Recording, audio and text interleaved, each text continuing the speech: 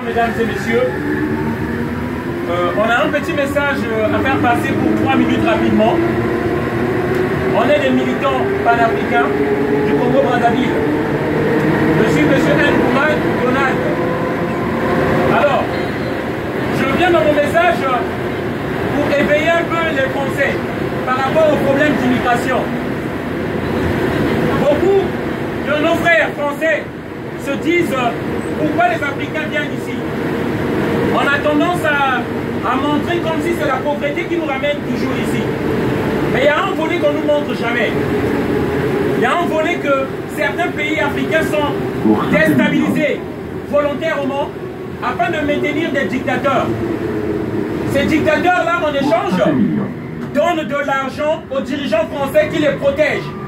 Ce système-là, on l'appelle la France-Afrique. Je tiens à rappeler que chaque année, la France régularise 290 000 immigrés. On se demande est-ce que le destin de la France, c'est ramener tous les Africains ici. Le problème d'immigration, on peut le régler facilement. C'est simple que la France arrête de soutenir les dictateurs africains. Voilà. C'est très simple. Mais ils ne veulent pas régler ce problème-là. Pour la petite histoire, en 1997, un pays qui était tranquille, le Congo-Brazzaville, on venait de lire un président démocratiquement au nom de Pascal Lissouba.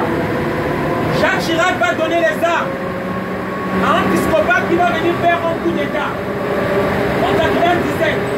Et on va déstabiliser un pays qui était tranquille. Et comme toujours, comme dans les années passées, ils ont déstabilisé le Cameroun. C'est ce système-là qu'on appelle la France-Afrique. Ce système-là qui consiste à déshabiller, à piller l'Afrique, à appauvrir l'Afrique. C'est pourquoi nous venons ici. Je tiens à faire savoir que les Français doivent se lever. Est-ce que la France a pour destin d'accueillir tous les Africains, tous les immigrés? Nous pouvons arrêter cette histoire de la France-Afrique et nous espérons qu'avec le nouveau président Macron, qu'il ne va pas recevoir ces dictateurs-là ici. Sur la photo, nous avons un dictateur du Congo-Brazzaville, le président du Congo-Brazzaville, Denis Sassou Nguesso. Je pèse mes mots, l'un des plus grands criminels qui reste d'Afrique. Il est en Afrique centrale, 34 ans au pouvoir. Là, il n'y a même pas une semaine, on vient de tuer ce bébé-là, chez nous, au Congo-Brazzaville. Ce monsieur a donné le permis, comme un bon dictateur, a donné un permis de tuer à ses miliciens. Voilà. Et, comme vous ne devez pas peut-être le savoir, ce sont des préfets qui sont protégés par la France. Donc, ils garantissent les intérêts de la France, surtout des élus français. Ces gens-là sont protégés. Il y a une omerta. On ne parle pas de ces dictateurs-là. Ils peuvent tuer.